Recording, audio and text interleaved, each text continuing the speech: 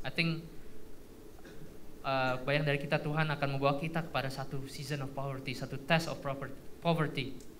Dan kalau Tuhan membawa kita ke sana, saya mau encourage saudara kita semua untuk bisa terus trust Tuhan. Kita bisa belajar bahwa the true security itu tidak bisa diambil dari harta benda, tapi the true security itu adalah dari Tuhan sendiri. Amin saudara. Saya sendiri mengalami saudara, waktu anak kita yang pertama Medi lahir, itu saya di let go from my job. Padahal it didn't make sense to me karena company kita itu begitu kuat, nggak pernah ada layoff gitu ya. Tapi saya di let go gitu ya.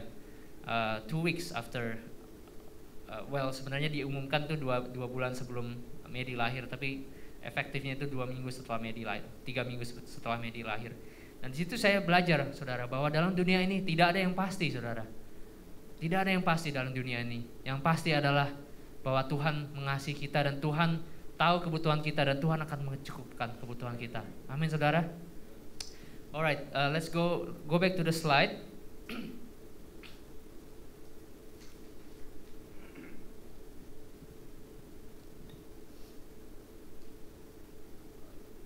Dan sekarang motivasi yang kedua yang salah adalah berdasarkan greed atau keserakahan, di mana kita mau menimbun kekayaan, kita mau mengumpulkan kekayaan, saudara. Dan motivasi yang ketiga adalah pride, di mana kita merasa kita mau compete and win. Dan yang saya maksud di sini bukannya win dalam arti yang sehat, tapi dalam arti yang tidak sehat. I want to win because I want to be more than other people. Saya mau menang karena saya mau bisa lebih dari segala-galanya, bisa lebih dari orang lain. Dan juga saya mau impress others ya, saya mau I want to look good in front of others. Dua motivasi ini adalah yang saya bilang kita mencari kesuksesan. Dan saya bisa bilang bahwa kesuksesan ini adalah satu berhala modern, saudara, satu modern idolatry. Kalau kita lihat di koran atau di TV gitu ya, everybody is judged by how much they own. Gitu. How much are you worth? Oh, he is worth $1 million. How much is Bill Gates worth? Oh, he's worth $40 billion. Wow. Apakah Tuhan memandang kita begitu, saudara? How much am I worth before God? How much are you worth before God? Kalau kita memandang semuanya berdasarkan uang, saudara, uang itu menjadi satu berhala buat kita. Kalau kita tidak punya uang, kita merasa we are not good enough. Kalau kita tidak sukses, kita merasa we are not good enough. Dan itu kesuksesan itu menjadi satu berhala buat kita, saudara.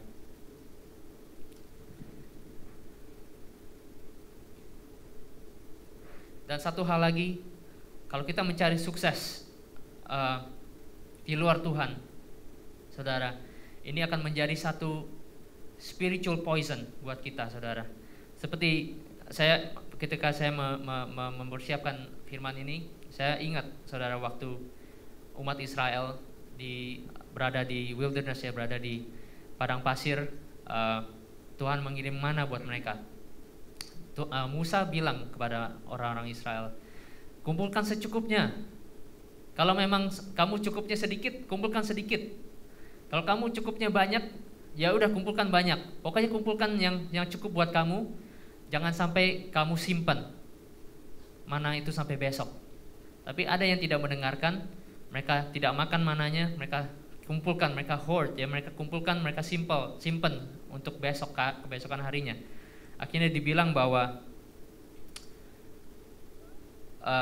ada yang tidak mendengarkan Musa dan meninggalkan daripadanya sampai pagi.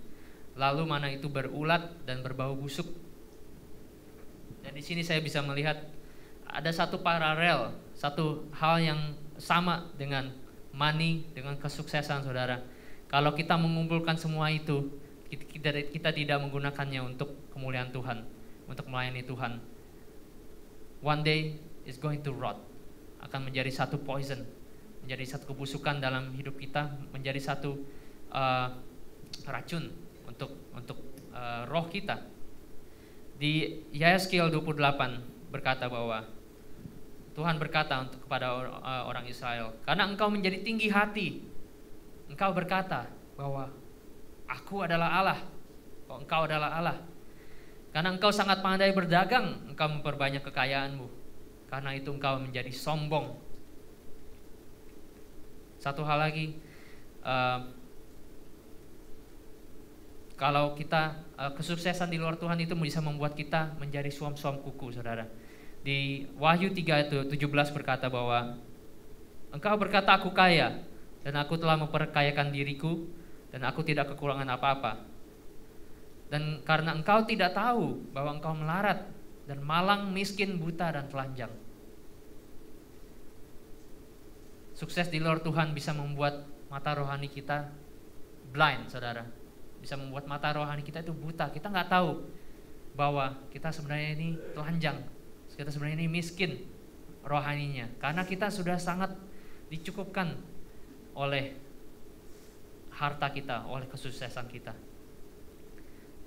Dan satu hal lagi, kesuksesan di luar Tuhan itu bisa membuat kita tidak berbuah. Di Lukas 8 ayat 14, perumpamaan tentang benih yang ditebar. Ada benih yang jatuh dalam semak duri, dan dalam pertumbuhan selanjutnya mereka terhimpit oleh kekhawatiran dan kekayaan dan kenikmatan hidup, sehingga mereka tidak menghasilkan buah yang matang. Makanya dari sini, saudara, jangan mencari sukses di luar Tuhan, saudara, karena itu akan menghancurkan, sangat menghancurkan our spirit, sangat menghancurkan kehidupan rohani kita, saudara. Dan karena itu saya juga mau kita semua untuk berhati-hati, saudara. Kalau tadi saya mention tentang test of poverty, now I want to mention about test of prosperity, gitu. Siapa yang nggak mau ya di tes Tuhan, test of prosperity? Nggak ada yang mau, nggak ada yang nggak mau, gitu ya. Tapi saya bisa bilang, saudara, bahwa pada suatu waktu Tuhan akan membawa saudara kepada satu test of prosperity. What I mean is, ada satu kalanya engkau merasa sangat sukses, mempunyai sangat banyak uang, atau mempunyai sangat banyak kesuksesan, dan disitulah Tuhan akan mentes saudara, gitu. Maybe you can handle poverty, but can you handle prosperity? Can you handle having a lot of money, or can you handle success? Saya mau memberikan satu ilustrasi, satu cerita yang begitu ironis ya, saudara. Next slide, kan. Ini adalah satu orang, mungkin kalau saudara ada yang tinggal di Houston 15 tahun yang lalu, mungkin pernah mendengar tentang orang ini. Namanya Billy Bob Harrell. Dia tinggal di Humble, Texas. He was a brother in Christ. He was a former preacher. He was a former associate pastor. Tapi kemudian he quit, and then I don't know why he quit. And then at one point he was working as a stalker di Home Depot di daerah Humble. Pada bulan Juni 1997, setelah dia mencoba lotre untuk bersama bertahun-tahun, akhirnya pada bulan Juni 1997 dia memenangkan Loto Texas jackpot $31 juta, 31 million US dollars, saudara. Dan it was great, gitu ya. It was great. Dia orangnya sangat generous. Jadi dia memberikan sumbangan yang begitu besar untuk gerejanya. Dia kalau ada orang yang kesusahan yang menghampiri dia bayarin, dia support, gitu ya. Tapi punya uang yang banyak ternyata menghancurkan hidupnya, saudara. 1,5 tahun setelah dia menang, dia divorce dengan istrinya karena dia punya girlfriend baru, gitu ya. Dan juga dia dan istrinya itu tidak bisa betul-betul menghandle pressure, gitu ya, karena banyak orang memburu mereka untuk minta uang, gitu. Mereka jadi hidup dalam ketakutan, gitu. Tahun 99 Februari mereka divorce, Dan 3 bulan setelah itu, Billy Bob Harrell took his own life. Dia naik ke atas kamar, ke lantai 2 ke kamar tidurnya, dan he shot himself on the chest. Di sini kita bisa melihat satu example yang begitu ironis, saudara, bahwa uang itu bukan solusi dari problem-problem kita. Bahwa uang, kalau kita tidak bisa menghandle dengan baik, kesuksesan kalau kita tidak bisa menghandle dengan baik, itu akan menghancurkan hidup kita, saudara.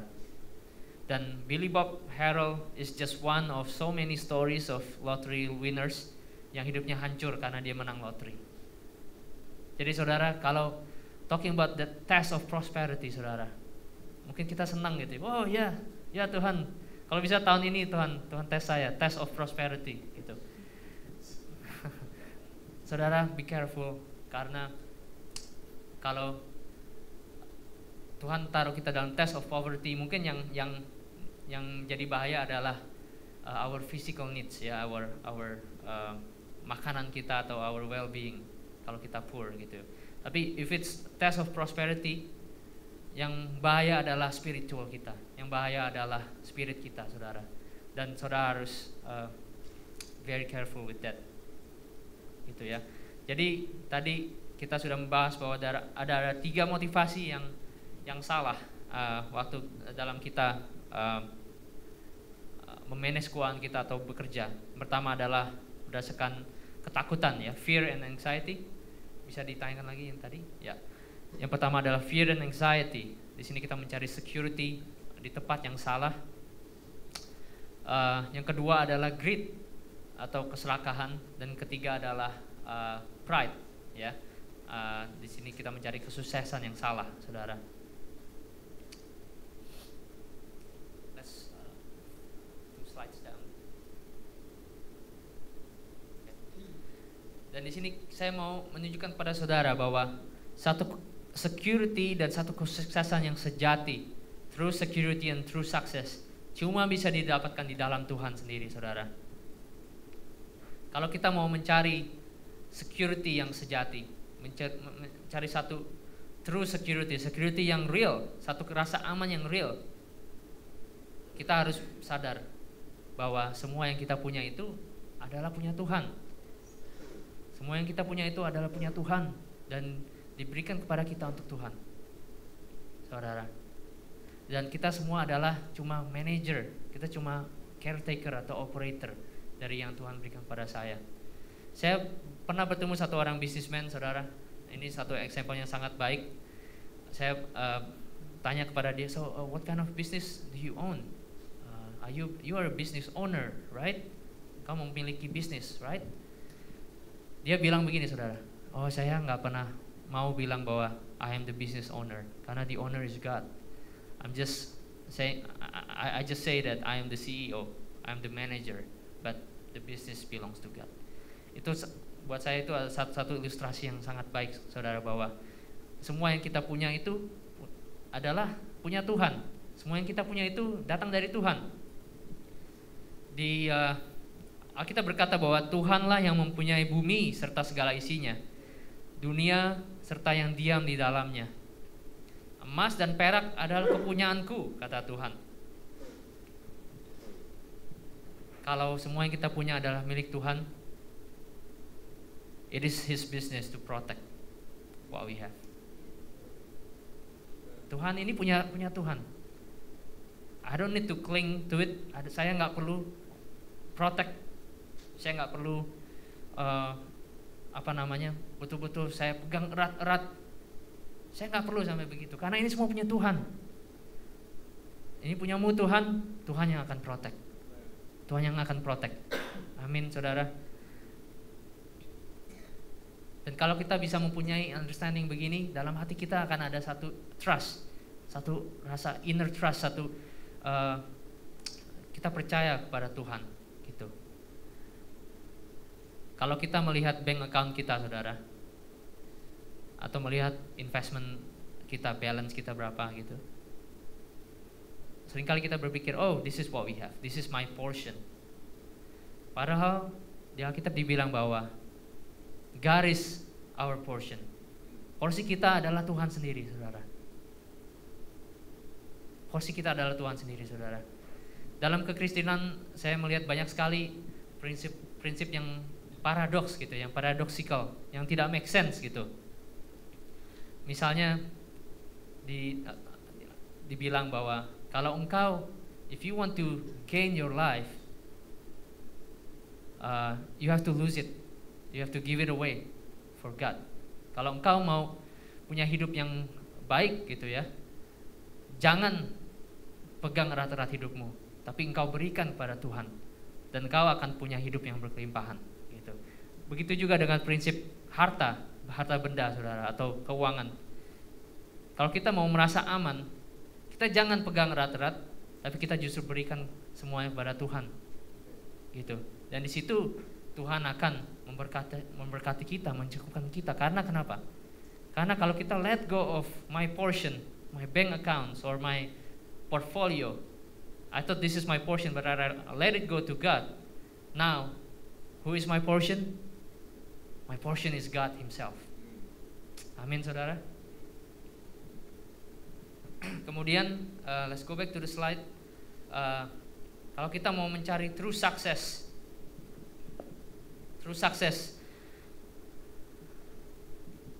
Tuhan Yesus berkata bahwa makananku ialah melakukan kehendak Dia yang mengutus aku dan menyelesaikan pekerjaannya. Di Kolose dikatakan bahwa apapun yang kamu perbuatlah dengan segenap hatimu seperti untuk Tuhan dan bukan untuk manusia. Jadi di sini Tuhan mau kita untuk kalau kita mau mencari kesuksesan yang sejati, the answer is not to pursue a career. The answer is not to make a lot of money atau gimana. But the answer is do whatever it takes to do God's will for you. Do whatever it takes to take part in His grand plans and works. Saudara percaya bahwa Tuhan bekerja? Tuhan bekerja, setiap hari Tuhan bekerja, saudara. Walaupun di dunia kelihatannya begitu banyak hal-hal yang rusak ya, begitu banyak hal-hal yang tidak baik, tapi Tuhan bekerja. God is always in control in every situation. Dalam negara manapun, dalam dunia ini, dalam situasi apapun, Tuhan selalu in control. Mungkin iblis kalau dia melihat dunia sekarang ini, mungkin dia akan senang gitu. Karena dia merasa dia menang. Karena dia merasa dunia ini begitu kacau. Begitu banyak hal-hal yang tidak berkenan sama Tuhan gitu ya. Begitu hancur dunia ini. Mungkin iblis ini, mungkin kalau sekarang melihat dunia dia akan senyum. Tapi dia tidak melihat Tuhan. Kalau Tuhan melihat semuanya, Tuhan akan tersenyum. Because at the end of the day, God will win. At the end of the day, iblis akan dikalahkan, saudara. Dan yang kembali ke slide yang tadi, yang saya maksud adalah Tuhan itu selalu bekerja. Tuhan selalu bekerja untuk accomplish His plans. Dan kalau kita take part dalam pekerjaan Tuhan, kita take part, kita melayani Tuhan, melayani pekerjaan Dia, melayani rencana-rencana Dia, itu hasilnya akan eternal, saudara. Hasilnya akan eternal, saudara. Waktu nanti Tuhan datang kembali, kita semua merayakan satu kemenangan bersama dengan Tuhan. Kita akan bisa melihat bahwa pekerjaan kita yang dulu kita lakukan itu adalah bagian dari kemenangan Tuhan. Bagian dari kemenangan Tuhan, saudara. Karena itu, saudara, kalau kita sukses dalam bisnis, kita sukses dalam pekerjaan kita di luar, tapi kita tidak kita melakukan itu di luar Tuhan. At the end of the day, semuanya akan lenyap, saudara. Mungkin hari ini engkau sukses, mungkin nanti engkau retired, you have a lot of money, you have, kita punya prestasi yang begitu besar, begitu tinggi dalam pekerjaan kita. Tapi waktu kita sudah nggak ada lagi, semuanya yang kita punya itu semua sudah dilupakan orang, nggak ada bekasnya lagi, saudara. Tapi kalau kita hidup melayani Tuhan, nanti waktu Tuhan datang, kita merayakan kemenangan bersama dengan Tuhan, kita bisa melihat bahwa yang kita lakukan waktu kita hidup itu adalah bagian dari kemenangan Tuhan, bagian dari pekerjaan Tuhan. Amin, saudara.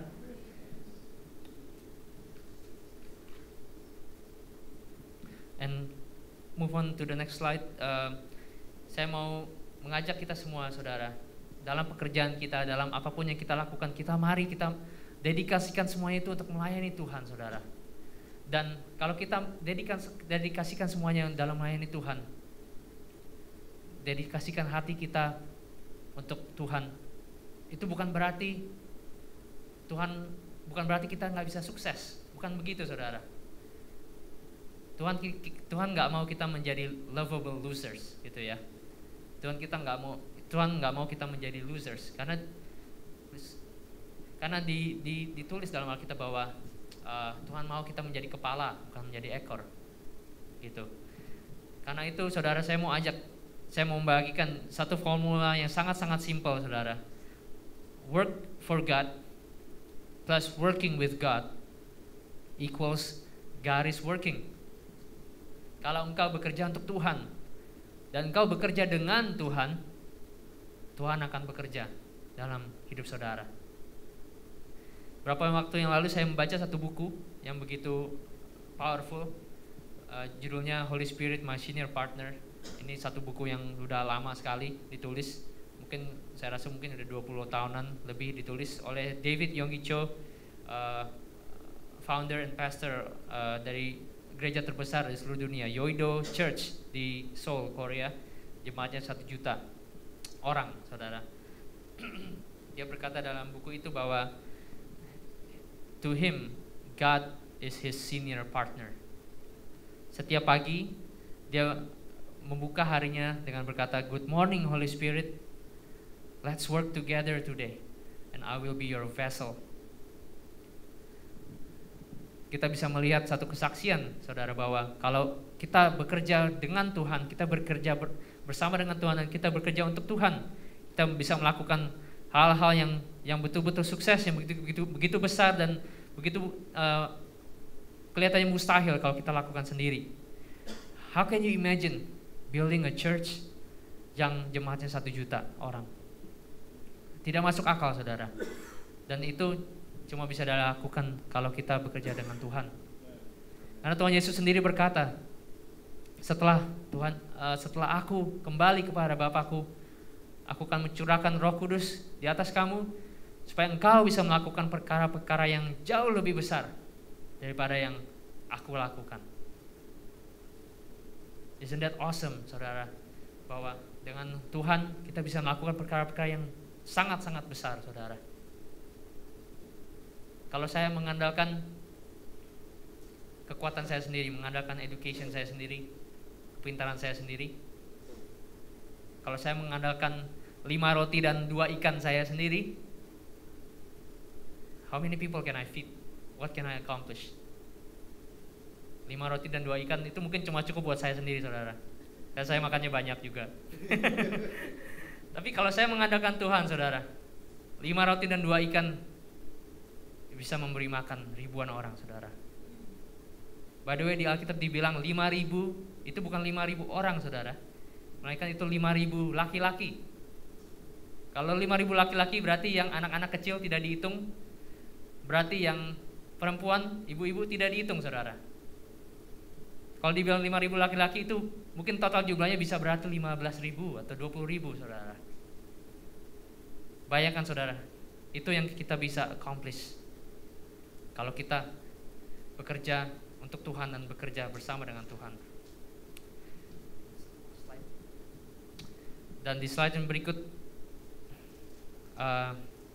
saya mau menunjukkan satu characteristics of abundant life. Kalau kita bekerja buat Tuhan, bekerja bersama dengan Tuhan, kita akan mengalami hidup yang berkelimpahan itu. Yang pertama, kita bisa melihat akan ada satu freedom from fear and anxiety. Ada satu kebebasan dari rasa takut atau kecemasan.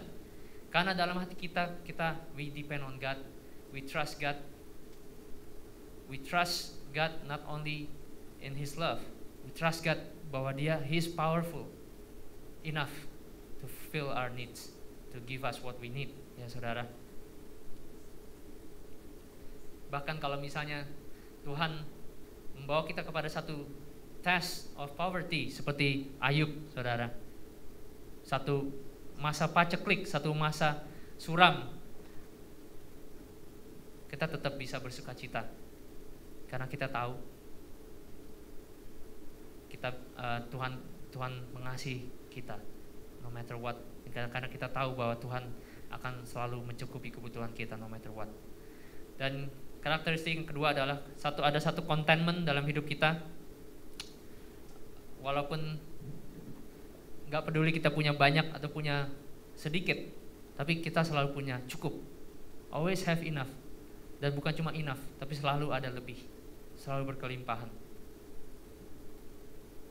Dan inilah bedanya antara abundant life dengan life of quiet desperation, saudara. Kalau dalam abundant life kita merasa content, merasa cukup, di luar Tuhan kita akan merasa semuanya itu tidak pernah cukup. Dalam pikiran kita mau jadi kaya atau mau jadi sukses. Dalam pikiran kita merasa seperti ada tujuan gitu. Oke, saya mau jadi kaya, saya mau jadi sukses. Tapi dalam in real life, kalau kita berada di luar Tuhan, we will never achieve that destination. We will never get to the final destination because whatever we have is never enough. Ya, saudara. Seperti saya pernah baca waktu Tiger Woods skandal tentang banyak girlfriends dan segala macam.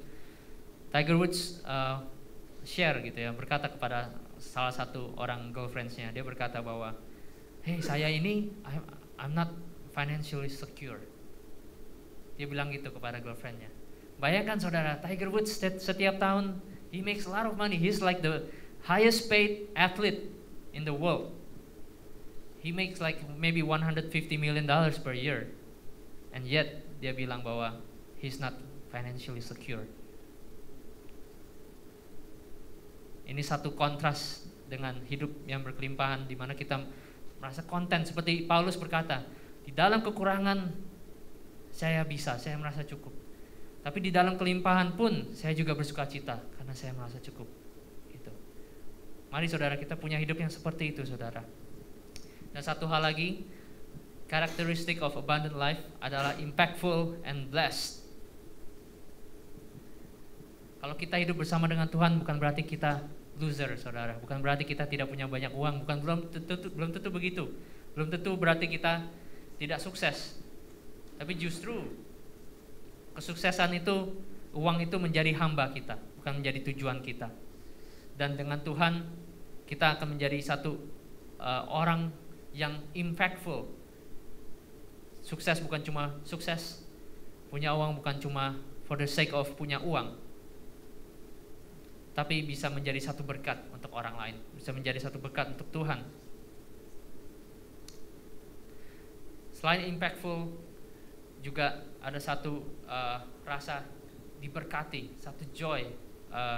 Seperti di Pengkhotbah 5 ayat 19 dikatakan bahwa setiap orang yang dikaruniai Allah kekayaan dan harta benda dan kuasa untuk menikmatinya, untuk menerima bahagiannya, untuk bersukacita dalam jerih payahnya, itu karunia Tuhan. Saat ini banyak sekali saudara orang kaya yang tidak bisa tidur. Banyak sekali orang kaya yang tidak bisa tidur, yang tidak bisa menikmati kekayaannya. Banyak orang kaya yang nggak bisa spend, nggak bisa menghabiskan, nggak bisa spend his money, karena